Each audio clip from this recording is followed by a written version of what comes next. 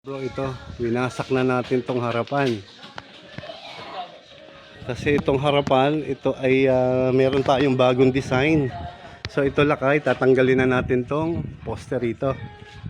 Ayan, tama yan. So ito yung ating perimeter beam, no? 15 by 400. Naka-inverted. Ayan, good. Tama to. Based on the structural plan. Kahit na kasi 2-story tayo, yan, may additional tayo. Pero yung ating pagiging 2-story lakay, light materials lang yan eh. Gagamitan lang natin siya ng Hardiplex. Pero based on the design kasi, nandito sa part ito ng fault, no? So natin, so kaya yung ating structural engineer nag-design ng perimeter beam, no? So bro, medyo complicated, no? Itong ating project.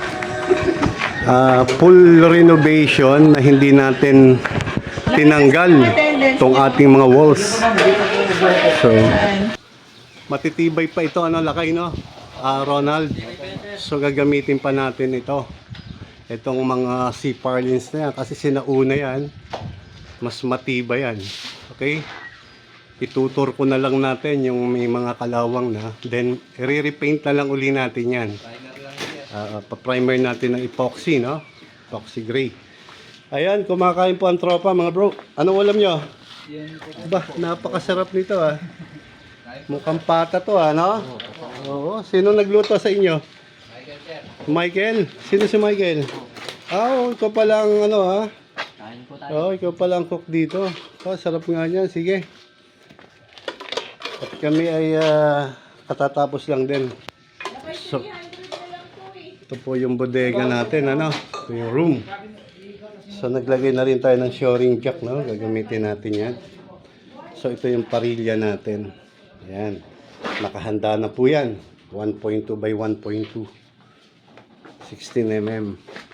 Hindi na rin tayo nagbakbak nung corner na dapat dyan ilalagay yung ating mga poste. So no need na. Kasi mayayanig tong buong structure. So para hindi siya ma-disturb.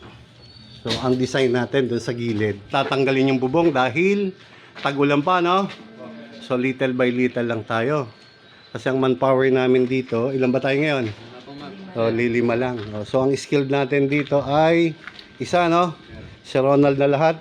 Then, yung ating lead man ay itong si, itong aking katiwala rito, si Lakay. Yan. Yan ang ating engineer dito, ha? Yan, si Lakay. Siya ang ating overall management.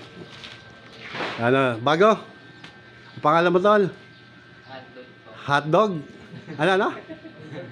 Ha? Albert? Albert, alam ko hotdog. Alright. Okay, sige. Ayan mga bro. Step. Itong unahan, kailangan mabuo natin lahat ng poste, itong unahan. Then ito pong mga debris natin ay ilalagay na natin sa sako, no? Pwede nang itapon.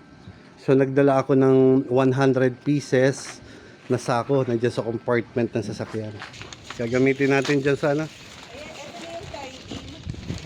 na yung tie beam. Okay yan. Based on the structural design. So yung ating delivery book, sana na lang, Tuesday. So graba lang ba kailangan nyo? Yung buhangin, buhangin, kailangan nyo na rin. Meron marami pa, sir. Sige.